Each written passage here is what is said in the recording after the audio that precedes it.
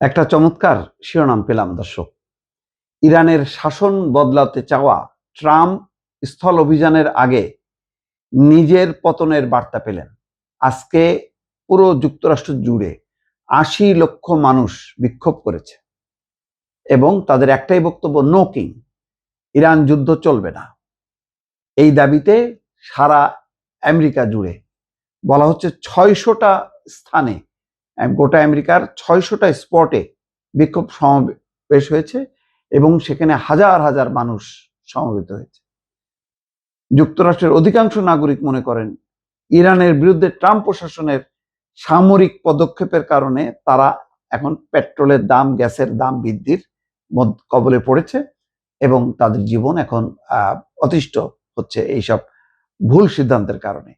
মার্কিনরা তাদের এই মতামত দিয়েছে একটি জরিপের মাধ্যমে। মধ্যবর্তী নির্বাচনের আগে ট্রাম্প বিরোধী এই মতামত রাজপথের স্লোগানেও পরিণত হয়েছে।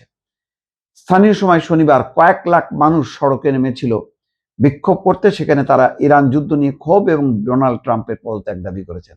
মধ্যবর্তী নির্বাচন সামনে, তার আগেই এই পরিস্থিতি ট্রাম্পের হৃদকম্পন বাড়িয়ে দিয়েছে নিঃসন্দেহে। পদত্যাগের এই দাবি এমন সময় উঠল যখন ইরানে স্থল অভিযান অনুমোদনের দ্বার প্রান্তে ট্রাম্প। 10,000-এর মতন মার্কিন সৈন্য হাজির এখন মধ্যপ্রাচ্যে এবং বিভিন্ন জায়গায় গোপন স্থানে ছড়িয়ে ছিটিয়ে রেখেছে যাতে ইরান আক্রমণ করে কাউকে মেরে ফেলতে না পারে স্থল অভিযানের আগেই। তিনি আনুষ্ঠানিকভাবে ঘোষণা না দিলেও প্রশাসনের কর্মকর্তাদের বরাত দিয়ে ওয়াশিংটন পোস্ট জানিয়েছে অভিযানের পরিকল্পনা চূড়ান্ত হয়েছে। এরই মধ্যে মধ্যপ্রাচ্যে পাঠানো হয়েছে কয়েক হাজার সেনা। শুক্রবার ওয়াল স্ট্রিট জানিয়েছে সম্ভাব্য সর্বোচ্চ সেনা মোতায়েনের সংখ্যা অন্তত 10,000 হতে পারে। মার্কিন সেনারা ইরানের ভূখণ্ডে যাবেন আর অক্ষত অবস্থায় লক্ষ্য অর্জন করে চলে আসবেন, বিষয়টা অত সরল নয়। সম্ভাব্য স্থল অভিযানের খবর ইরানের পক্ষ থেকে হুমকি দেওয়া হয়েছে। ইরানের পার্লামেন্টের স্পিকার মোহাম্মদ বাঘের গালিবাফ রোববার বলেছেন যে ইরানের সশস্ত্র বাহিনী অপেক্ষা করছে, অভিযান হলে আঞ্চলিক মার্কিন মিত্ররা কঠিন শাস্তির মুখে পড়বে। একজন সেনা কমান্ডারও বলেছে যে তাদেরকে হাঙরের পেটে যাইতে হবে মার্কিন সৈন্যদের। যুক্তরাষ্ট্র মূলত স্থল অভিযানের কথা বিবেচনা করছে। ইরানের খার্ক দ্বীপ এবং হরমুজ প্রণালী কেশম দ্বীপ ঘিরে গত শুক্রবার রয়টার্স তাদের এক প্রতিবেদনে লিখেছে স্থল অভিযানের ক্ষেত্রে মার্কিন সৈন্যরা ক্ষেপণাস্ত্র এবং ড্রোন হামলার মুখে পড়ার ঝুঁকিতে থাকবে। সম্ভাব্য ড্রোনের মধ্যে আছে ক্যামেরা যুক্ত ফার্স্ট পার্সন ভিউ ড্রোন। যে কোনো সফল হামলার পর ইরানি প্রশাসন সেই আক্রমণের ভিডিও অনলাইনে প্রকাশ করবে বলে ধারণা করা হচ্ছে। মার্কিন সেনাদের মর্মান্তিক মৃত্যুর দৃশ্যগুলো প্রচার হলে তার সাধারণ নাগরিকদের মধ্যে ট্রাম্প বিরোধী ক্ষোভ আরো তীব্র হবে। ইতিমধ্যে অনেক মার্কিন সেনা সদস্যের পক্ষ থেকে যুদ্ধ যেতে না চাওয়ার খবরও সামনে এসছে। ইতিমধ্যে আমেরিকার জনমত বিভক্ত হয়েছে, প্রশাসনও বিভক্ত হয়েছে।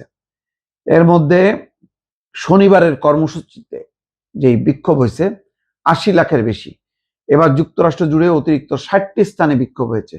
বার্তা সংস্থা এএফপি বলছে বিক্ষোভকারীরা ট্রাম্প প্রশাসনের ইরান যুদ্ধে জড়ানো নিয়ে ক্ষোভ প্রকাশ করেছে, সংবিধানের উপর হস্তক্ষেপের অভিযোগ তুলেছে, পাশাপাশি ট্রাম্পকে ফ্যাসিস্ট উল্লেখ করে পদত্যাগ দাবি করেছে। এই বিক্ষোভ ঠিক 4 দিন আগের একটি জরিপের তথ্য প্রকাশ করেছিল এপি। সেখানে 61% মানুষ বলেছে তারা এই যুদ্ধ চায় না। সব মিলায় স্থল অভিযানের আগেই ট্রাম্প একটা কঠিন পরিস্থিতির মধ্যে পড়লো। অন্তত আমেরিকার জনমত বিপক্ষে চলে গেল এবং মধ্যবর্তী নির্বাচন যেহেতু সামনে, সুতরাং ট্রাম্প এখন ভাবছেন যে এই স্থল অভিযান দিয়ে আরো যুদ্ধে জড়াবে আমেরিকা। সেই সিদ্ধান্ত নেবে কি নেবে না, এটা নিয়ে আমেরিকার প্রশাসন, সরকার, রাজনীতি এবং সাধারণ মানুষ নানা রকম দুশ্চিন্তার মধ্যে আছে।